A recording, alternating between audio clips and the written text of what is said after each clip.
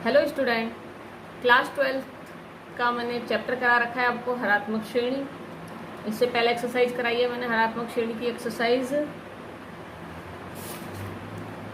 3.1। अब है आपका हरात्मक माध्य। हरात्मक माध्य कैसे निकालते हैं ये समझिएगा। जिस तरीके से हमने समांतर माध्य भी सिखाए हैं आपको, गुणोत्तर माध्य भी सिखाए हैं, अब यहाँ पर क्या है हरात्मक माध्य। यदि तीन संख्याएं हरात्मक श्रेणी में हैं तो बीच की संख्या को शेष दो संख्याओं का क्या कहते हैं, हरात्मक माध्य। इसे किससे रिप्रेजेंट करते हैं, h से। देखिए यहाँ पर समांतर श्रेणी का माध्य क्या होता था, a, और गुणोत्तर श्रेणी का माध्य किससे रिप्रेजेंट होता था, g से। तो हरात्मक श्रेणी का किससे है, h से। तो अब देखिए कैसे निकालते हैं हरात्मक माध्य। a और h, a और b के बीच में हमने क्या मान लिया, हरात्मक माध्य h है, तो इस हरात्मक श्रेणी में हो गए। तो हमें जो सॉल्व करना है हरात्मक श्रेणी को किस में चेंज करना है, उसका व्युत्क्रम समांतर श्रेणी में। तो क्या हो जाएगा 1/a 1/h 1/b किस में हो गए, समांतर श्रेणी में। तो जिस तरीके से क्या करते हैं, दूसरे पद में से पहला पद माइनस, तीसरे पद में से दूसरा पद माइनस, दोनों का डिफरेंस क्या आना चाहिए, इक्वल। तो हमने दोनों का डिफरेंस करा और इक्वल रख दिए। इसको सॉल्व करेंगे तो h = क्या आ जाएगा, 2ab/a+b। तो ये फॉर्मूला है हरात्मक माध्य का, h = 2ab/a+b। ये आपको याद करना है, डायरेक्ट लगाना है अगर डायरेक्ट पूछेगा तो। दो संख्याओं के बीच n हरात्मक माध्य होंगे तो फॉर्मूला लगेगा ये hn = ab n+1/b+na। ठीक है। अब हमारे पास एक संबंध भी आया हुआ है यहाँ पर निकल कर, एक हरात्मक माध्य, समांतर माध्य और गुणोत्तर माध्य में क्या संबंध है, दो वास्तविक संख्याओं के लिए।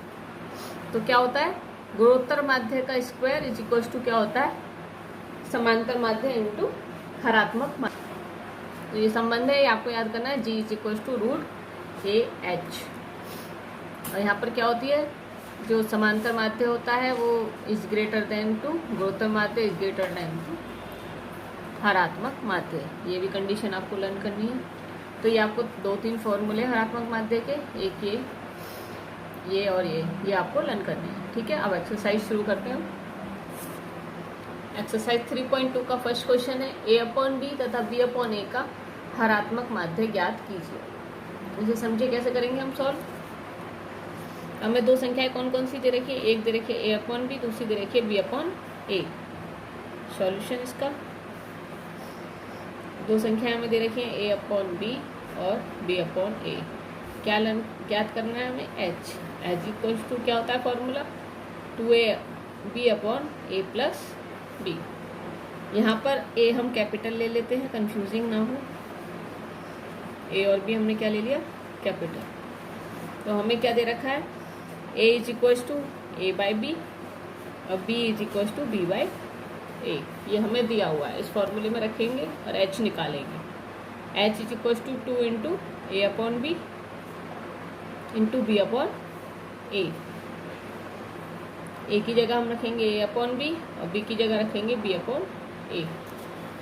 देखिए ये कैंसिल हो गए, ऊपर क्या बचा हमारा 2। नीचे हम एलसीएम ले लेंगे, ए बी एलसीएम आ गया, ए बी एलसीएम आ गया। आप क्या करेंगे, ए की मल्टीप्लाई इससे, बी की मल्टीप्लाई इससे, तो क्या हो जाएगा a² + b²। क्रॉस मल्टीप्लाई हो जाएगी इसकी, 2ab/a² + b²। तो हमारा हरात्मक माध्य कितना आ गया, 2ab/a² + b²। ये इसका आंसर है। इस तरीके से आपको छोटे छोटे क्वेश्चन पहले सॉल्व करके देखिएगा। मैं एक्सरसाइज आपको लिंक पे भेज दूंगी, आप वहाँ से देख सकते हो। नेक्स्ट क्वेश्चन है इसका, क्वेश्चन नंबर 2। 5/2 तथा -5/2 के बीच 3 हरात्मक मध्य पद ज्ञात कीजिए। ये किस टाइप का क्वेश्चन और समझ लीजिए। तो हम क्या लेंगे, 5/2, हरात्मक माध्य कितने करने हैं हमें? 3, तो हम 3 लिख लेंगे, H1, H2 और H3। तो दो संख्याओं के बीच कितने हरात्मक माध्य हो गए? 3। अब इन्हें हमें सॉल्व करना है, ठीक है। तो क्या लिख देंगे? हरात्मक श्रेणी में है। HP भी लिख सकते हैं। तो हमारा क्या हो जाएगा? इसका कैसे करते हैं? इसे समांतर श्रेणी में चेंज करना होगा, तो इसका व्युत्क्रम क्या होगा? समांतर श्रेणी में। तो 2/5 हो गया, 1/H1, 1/H2, 1/H3 और 2/-5 किस में हो गए? AP में, मतलब समांतर श्रेणी में, ठीक है। इस बात का ध्यान रखिएगा, हरात्मक श्रेणी करनी है तो आपको समांतर श्रेणी आनी चाहिए। अगर समांतर श्रेणी आपको पता है तो हरात्मक श्रेणी आसानी से हो जाएगी। तो हम मान लेते हैं, माना सारवंतर क्या है इसका? D है। और यहाँ पर पदों की संख्या कितनी हो गई? 2 पद हमें दे रखे हैं और 3 हमें और ज्ञात करने हैं, तो पदों की संख्या हो गई यहाँ पर, पदों की संख्या, 2 संख्याओं के बीच में 3 मध्य पद निकालने हैं, तो कितनी होगी? 5। पहला पद हमें दे ही रखा है, क्या दे रखा है? हमने निकाला 2/5 समांतर श्रेणी में। और लास्ट पद क्या है? -2/5,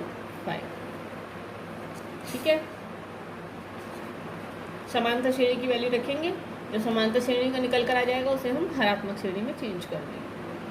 फॉर्मूला लर्न होगा आपको, L = या AN भी लास्ट पद होता है, वो कोई सा भी फॉर्मूला लगा सकते हैं, +n-1 × D। L की जगह हमने लिख दिया -2/5, A है हमारा 2/5, N है 5 -1 और D। यहाँ से हम D निकाल लेंगे, -2/5 -2/5 = 4D।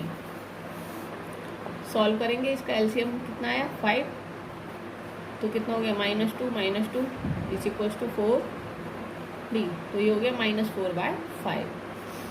इसका क्रॉस मल्टीप्लाई हो जाएगा 4 का, तो क्या आ गया? D। 4 से 4 कैंसिल, तो D = -1/4। यहाँ से हमारा क्या निकल कर आया? D। अब हम समांतर श्रेणी में क्या करते थे? अगर हमें उसका माध्य निकालना है पहला, तो क्या था? 1/H1। क्या करते थे? पहला पद plus D, A + D।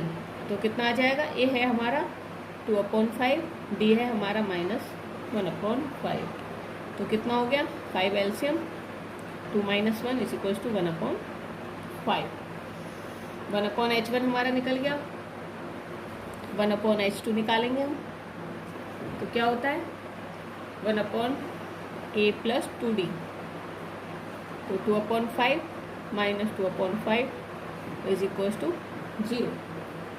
Next निकालेंगे हम 1/H3, क्या होगा? A + 3D। तो 2/5 - 3/5 = एलसीएम ले लिया, 2 - 3, तो क्या आ गया? -1/5। ये हमारे 3 हरात्मक माध्य किस में निकले? समांतर श्रेणी। अब हरात्मक श्रेणी के लिए क्या करते हैं? इसका व्युत्क्रम। तो हरात्मक श्रेणी में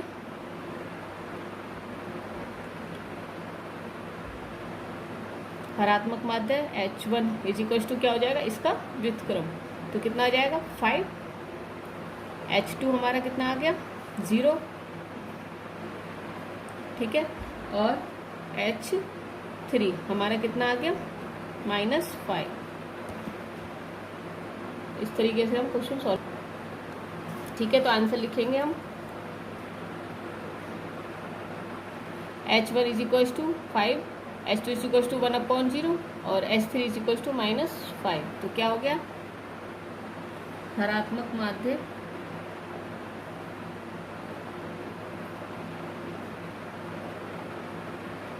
तीन हरात्मक माध्य पूछे तो लिखेंगे 5, 1/0 क्या होता है? इन्फिनिटी, इस बात का ध्यान रखिएगा, और -5। ये इसके आंसर है।